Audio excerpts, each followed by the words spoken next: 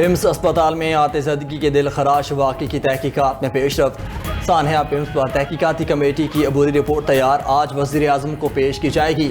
تحقیقات کے دوران آکسیجن لیکیج کو آگ پھیلنے کی وجہ قرار دیا گیا۔ پرانے اور ناکارہ فائر ایکسٹنگوشر بھی آگ پھیلنے کی بڑی وجہ قرار۔ انکوائری کمیٹی نے ریسکیو آپریشن میں شامل عملے کے بیانات قلم بند کر لیے۔ کمیٹی نے آگ کی اطلاع اور فائر بریگیڈ کے پہنچنے کی ٹائم لائن بھی چیک کی۔ رپورٹ کے مطابق ریسکیو ٹیم کو رکاوٹوں کا سامنا کرنا پڑا، تالا لگے ہوئے تھے، ٹیکنیکل سٹاف موجود تھا، نہ ہی آگ بجھانے کے مناسب آلات تھے۔ ذرائع کا کہنا ہے کہ ریسکیو ٹیم کو دیواریں توڑ کر اندر جانا پڑا۔ اسپتال کا عملہ بھی ایمرجنسی صورتحال کے حوالے سے غیر تربیت یافتہ تھا۔ ادھر قومی اسمبلی نے سانحہ ایمس واقعے کے خلاف متفقہ قرارداد منظور کر لی۔ سانحہ ایمس پر مشتمل پارلیمانی کمیٹی کے قیام کی منظوری دے دی۔ پارلیمانی مشترکہ کمیٹی میں تمام سیاسی جماعتوں کو شامل کیا جائے گا۔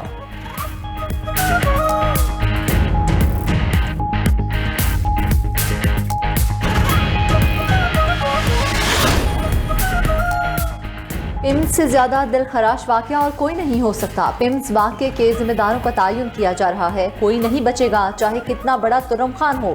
وفاقی وزیر صحت مصطفیٰ کمال کا سینٹ اجلاس میں اظہار خیال، کہا کہ ملک میں روزانہ 1300 بچے مر رہے ہیں، ہر کوئی کہتا ہے اس برے کو ہٹا کر میرا برا لگا دو، ہم وزارتوں کے لیے اپنی قبریں خراب نہیں کریں گے۔ ایمس کی نرسری میں مرنے والے 14 بچے تھے، ایک بچے کو سٹاف نے بچایا، کسی خالہ پھوپھی نے نہیں بچایا۔ خود کو ذمہ دار سمجھتا ہوں اور خود کو پیش کیا ہے۔ سینیٹر فلک ناز نے سانحہ ایمس پر وفاقی وزیر صحت مصطفیٰ کمال کو آڑے ہاتھوں لے لیا، بولی اسلام آباد میں 2 اسپتال سنبھلتے نہیں، اچھل اچھل کر کہتے ہیں نیا صوبہ بنائیں گے۔ بچے شاپنگ بیگ میں والدین کو دیے گئے، کہا کہ کسی کو بتانا نہیں۔ اس سارے معاملے پر وزیر صحت اور حکومت قصوروار ہیں۔ سینیٹر سعدیہ عباسی نے کہا کہ وزیر اعظم نے سیکرٹری صحت کو تو معطل کر دیا، ای ڈی پیمز کو معطل نہیں کر سکے۔ ای ڈی پیمز اس واقعے کا قصوروار ہے، اسے تو گرفتار کرنا چاہیے تھا۔ ایمس واقعے کی تحقیقات شفاف ہونی چاہیے۔ تحقیقات میں جان بوجھ کر تاخیر کی جاتی ہے تاکہ لوگ بھول جائیں۔ وزیر دفاع خواجہ آصف کا قومی اسمبلی میں اظہار خیال، کہا کہ معاوضہ جانی نقصان کا متبادل نہیں ہو سکتا۔ وفاقی وزیر قانون اعظم نذیر تارڑ بولے کہ وزیر اعظم نے سانحہ ایمس اسپتال کے بعد 2 کمیٹیاں قائم کی۔ ایک کمیٹی سابق سیکرٹری داخلہ شاہد خان کی سربراہی میں قائم کی گئی، دوسری کمیٹی ڈاکٹر اظہر کیانی کی سربراہی میں تشکیل دی گئی۔ کمیٹی کی ابتدائی رپورٹ آج موصول ہو جائے گی۔ سانحہ ایمس کی تفصیلی رپورٹ 7 روز میں پیش کی جائے گی۔ وفاقی وزیر طارق فضل چودھری نے کہا مجرمانہ غفلت سے 14 بچوں کی جان گئی۔ تحقیقاتی رپورٹ کے بعد ذمہ داروں کا تعین ہوگا۔ غفلت کے مرتکب افراد کے خلاف کارروائی میں نرمی نہیں ہوگی۔ سانحہ ایمس پر جو کمیٹی بنی ہے اس پر یقین نہیں ہے، ہمیں سینٹ کی ایک کمیٹی بنانے کی ضرورت ہے۔ رہنما پیپلز پارٹی اور سینیٹر شیری رحمان نے کہا کہ اگر آپ لوگ وہاں جاتے تو آپ کے دل بند ہو جاتے، دروازے بند تھے اور لوگ شیشے توڑ کر نکل رہے تھے۔ کمیٹی بنائیں اور پوچھیں کہاں تھا عملہ؟ کہتے ہیں اے سی سے چنگاری نکلی، تو بتائیں کیسے؟ راجہ پرویز اشرف کہتے ہیں سانحہ ایمس پر پوری قوم رنجیدہ ہے، ہم بڑے بڑے واقعات کسی نہ کسی طرح ہضم کر جاتے ہیں، ہم واقعات کے بعد قوم کا غصہ کم کرنے کے لیے اقدامات کرتے ہیں، کمیٹیاں بنا کر پھر ایسے واقعات کو بھول جاتے ہیں۔ آگ لگنے کے وقت کیا کوئی بچوں کے پاس موجود تھا؟ اسپتالوں کی انتظامیہ اور حفاظتی اقدامات کا جائزہ لینا انتہائی ضروری ہے۔ پی ٹی آئی کے سینیٹر علی ظفر کا ایمس واقعے کی مکمل تحقیقات اور ذمہ داروں کو سزا دینے کا مطالبہ۔ سینٹ اجلاس میں اظہار خیال کرتے ہوئے کہا کہ ذمہ داری وزیر اعظم، کابینہ اور بجٹ منظور کرنے والوں پر عائد ہوتی ہے۔ ایمس واقعے کی تحقیقات کے لیے سینٹ کی کمیٹی قائم کر کے سربراہی اپوزیشن کو دی جائے۔ کمیٹی اسپتالوں میں ہنگامی حالات سے نمٹنے کے لیے SOPs تیار کرے اور موجودہ SOPs کا بھی جائزہ لے۔ اسپتالوں کو کمیٹی کے ساتھ تعاون کرنے کا پابند کیا جائے۔ حکومت کی جانب سے قائم کردہ کمیٹی پر عوام کو اعتماد ہی نہیں ہے۔ ہم نے کہا تھا صحت کا بجٹ کم نہ کیا جائے، اس کا اثر غریبوں کے اسپتالوں پر پڑے گا۔ اسپتال حکومت کی ترجیحات میں شامل ہی نہیں ہیں۔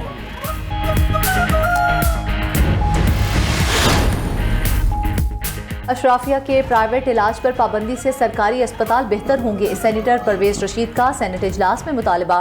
کہا کہ پمس میں بہت بڑا المیہ پیش آیا، ایسے المیے روز ہوتے ہیں، کمیٹیاں بنتی ہیں، تحقیقات ہوتی ہیں اور سزا جزا بھی ہوتی ہے۔ ایک قانون بنایا جائے کہ سب کا علاج سرکاری اسپتال سے ہوگا، چاہے کوئی سینیٹر ہو، کوئی جج ہو، کوئی بیوروکریٹ ہو۔ جو سرکاری اسپتالوں سے علاج نہ کروائے وہ نوکری سے جائے، جو شخص سرکاری تنخواہ لے وہ پبلک ٹرانسپورٹ پر سفر کرے تو ٹرانسپورٹ بہتر ہو جائے گی۔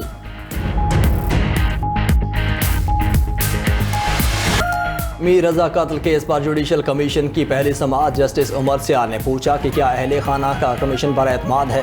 میر رضا کے والد میر حسین نے جواب دیا کہ ہمیں آپ پر اعتماد ہے، انویسٹیگیشن ٹیم پر اعتماد نہیں۔ جسٹس عمر سیال نے کہا کہ وعدہ ہے کسی سے خوف زدہ ہوئے بغیر کمیشن چلائیں گے، چاہتے ہیں کسی اور میر رضا کے ساتھ ایسا نہ ہو۔ جوڈیشل کمیشن میں جو ہوگا سب کے سامنے ہوگا، اب تک جو ہوتا آیا ہے وہ بند کمروں میں ہوتا رہا۔ کوشش ہوگی کہ آپ کے سوالات کے جوابات تلاش کیے جائیں۔ انکوائری اور انویسٹیگیشن میں فرق ہوتا ہے، کیس کی تحقیقات کمیشن نہیں کرے گا، نہ وزیر اعلیٰ تحقیقات کر سکتے ہیں نہ کمیشن، ہم صرف غلطیوں کی نشاندہی کریں گے۔ کمیشن نے ڈیڈ باڈی دیکھنے والے 2 نرسری کے ملازمین کو طلب کر لیا، جائے وقوع پر پہنچنے والی پہلے پولیس موبائل اور ڈیڈ باڈی شفٹ کرنے والے ایمبولینس ڈرائیور محسن اور جاوید کو بھی طلب کر لیا۔ کمیشن نے MLO ڈاکٹر اسامہ شیخ کو بھی نوٹس جاری کر دیے۔ کمیشن نے مزید سماعت 1 ستمبر تک ملتوی کر دی۔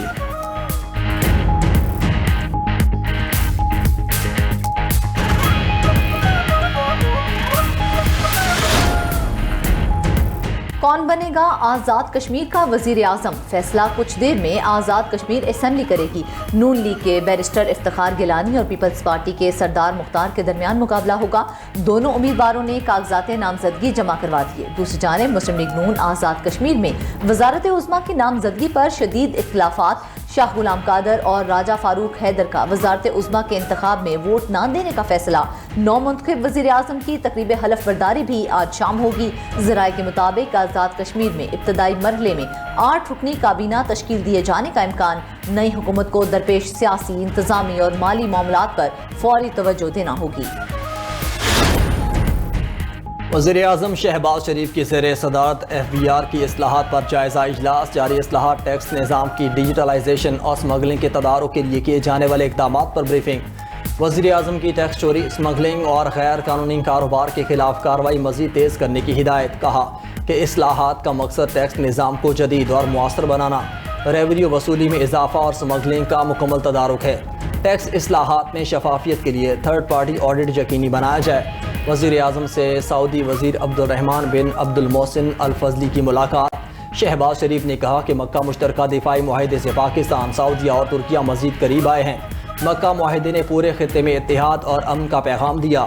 پاکستان اور سعودی عرب کے درمیان گہرے برادرانہ تعلقات قائم ہیں۔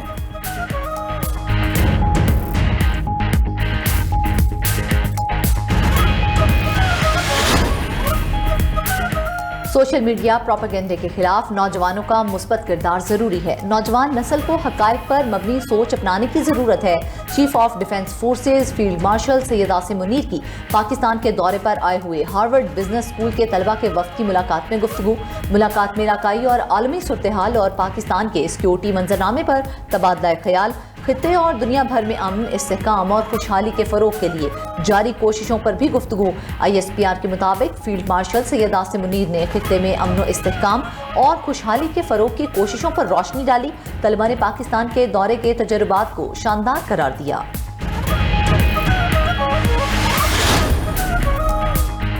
امریکی صدر ڈونلڈ ٹرمپ نے ایران سے مذاکرات کی تردید کر دی۔ کہا کہ ایران سے کوئی بات چیت نہیں ہو رہی، امریکہ نہ ہی تہران سے ملاقات کا ارادہ رکھتا ہے۔ تہران کے خلاف معاشی دباؤ مزید بڑھانے پر توجہ مرکوز ہے۔ ایران کے خلاف فوجی آپشن ترک نہیں کیا۔ امریکہ ایران کے ساتھ کاروبار کرنے والے ممالک کے خلاف بھی کارروائی کر سکتا ہے۔ ادھر امریکہ کا آبنۂ ہرمز کو بارودی سرنگوں سے پاک کرنے کا دعویٰ۔ امریکی سینٹ کام کمانڈر ایڈمرل بریٹ کوپر نے کہا کہ امریکی فوج نے آبنۂ ہرمز سے بارودی سرنگیں ہٹا دیں، تجارتی جہازوں کی آمد و رفت بحال ہے۔ یہ امریکی فوج کی اہم کامیابی ہے۔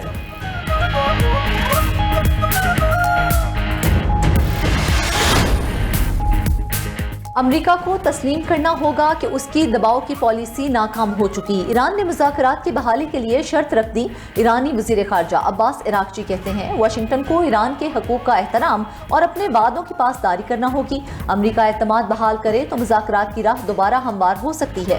سفارتکاری کو دوبارہ درست سمت میں لانا ممکن ہے، شرائط پوری کرنا ہوں گی۔ ایران کا آبنائے ہرمز پر شرائط مانے بغیر گزرگاہ کھولنے سے انکار۔ سربراہ ایرانی قومی سلامتی کونسل محسن رضائی کہتے ہیں ثالثوں کی ہرمز سے متعلق مانگی گئی شرائط کی فہرست تیاری کے مراحل میں ہے۔ لبنان سمیت خطے میں جنگ کے خاتمے کی شرط بھی شامل ہے۔ امریکہ نے ایران پر دوبارہ حملہ کیا تو تاریخی نقصان پہنچائیں گے۔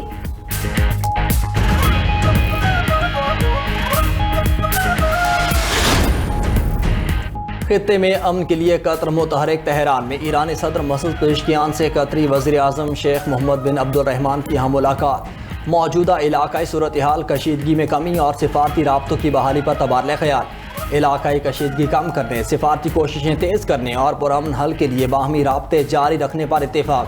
قطری وزیر اعظم ایرانی وزیر خارجہ عباس عراقچی اور اسپیکر باقر کالباف سے بھی ملے۔ مذاکرات کے لیے سازگار ماحول پیدا کرنے اور مجوزہ عبوری فریم ورک پر بات چیت کا جائزہ لیا۔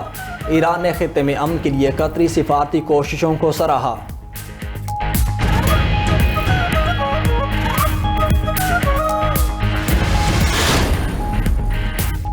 ملک کے امن و امان کو کسی صورت سبوتاژ کرنے کی اجازت نہیں دیں گے۔ وفاقی وزیر داخلہ محسن نقوی کی federal constabulary training centre Charsadda شب قدر کے دورے پر گفتگو۔ کہا کہ پرامن احتجاج ہر شہری کا حق ہے۔ قانون نے احتجاج کا طریقہ کار متعین کر رکھا ہے۔ قانون کے دائرے میں رہتے ہوئے پرامن احتجاج پر کسی کو اعتراض نہیں۔ ریاست امن و امان برقرار رکھنے کی اپنی ذمہ داری پوری کرے۔ قانون ہاتھ میں لینے والے عناصر سے قانون کے مطابق نمٹا جائے گا۔ محسن نقوی نے اینٹی رائٹ ونگ کی خصوصی تربیتی مشقوں کا معائنہ کیا۔ اہلکاروں کی پیشہ ورانہ صلاحیتوں، جدید تربیت اور آپریشنل تیاری کو سراہا۔ اینٹی رائٹ ونگ کے اہلکاروں کی مختلف عملی مشقیں دیکھیں۔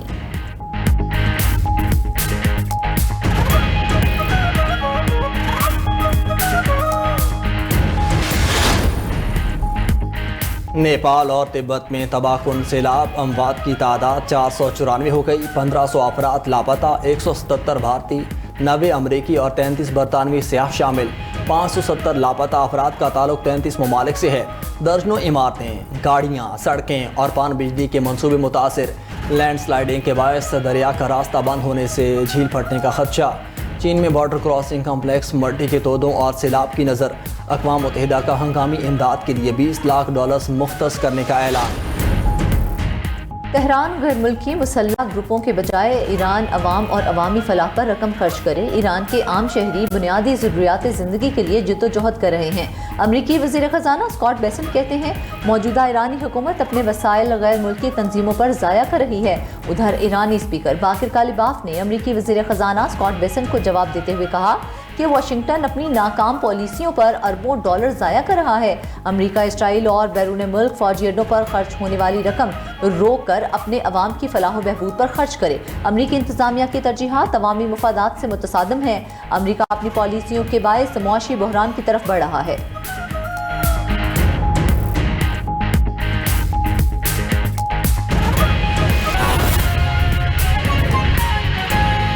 اہم خبر آپ کو دیں یہاں کہ نون لیگ کے بیرسٹر افتخار گیلانی وزیر اعظم آزاد جموں کشمیر منتخب ہو گئے ہیں۔ اہم اپڈیٹ آپ کے ساتھ شیئر کر رہے ہیں۔ نون لیگ کے بیرسٹر افتخار گیلانی وزیر اعظم آزاد جموں کشمیر منتخب ہو گئے ہیں۔ جی ہاں، آزاد کشمیر قانون ساز اسمبلی میں نئے قائد ایوان کا انتخاب ہو چکا ہے۔ راجہ فاروق حیدر جو کہ ناراض تھے، ان کی جانب سے بھی ووٹ دیا گیا ہے اور نون لیگ کے بیرسٹر افتخار گیلانی وزیر اعظم آزاد جموں کشمیر منتخب ہو گئے ہیں۔ انہیں وزیر اعظم کا انتخاب اور نون لیگ کے بیرسٹر افتخار گیلانی وزیر اعظم آزاد کشمیر منتخب ہو چکے ہیں۔ راجہ فاروق حیدر نون لیگ کے نامزد وزیر اعظم کو ووٹ دیا ان کی جانب سے اور اب رزلٹس آ چکے ہیں اور نون لیگ کے بیرسٹر افتخار اب وزیر اعظم آزاد جموں کشمیر منتخب ہو چکے ہیں۔ آزاد کشمیر قانون ساز اسمبلی میں آج نئے قائد ایوان کا انتخاب ہوا ہے اور نون لیگ کے بیرسٹر افتخار گیلانی وزیر اعظم آزاد جموں کشمیر منتخب ہو گئے ہیں۔ آپ کو اپڈیٹ کریں کہ آزاد کشمیر قانون ساز اسمبلی میں نئے قائد ایوان کے انتخاب کا عمل مکمل ہو گیا ہے اور اس کے رزلٹس جو ہیں وہ اب سامنے آ چکے ہیں۔ نون لیگ کے بیرسٹر افتخار گیلانی وزیر اعظم آزاد جموں کشمیر منتخب ہو گئے ہیں، جبکہ راجہ فاروق حیدر نے وزیر اعظم کے انتخاب کا بائیکاٹ بھی ختم کیا تھا، جس کے بعد افتخار گیلانی راجہ فاروق حیدر کو ساتھ لے کر اسمبلی ہال پہنچے اور راجہ فاروق حیدر نے نون لیگ کے نامزد وزیر اعظم کو ووٹ دیا، جس کے بعد وہ اس وقت آزاد جموں کشمیر کے وزیر اعظم منتخب ہو گئے ہیں۔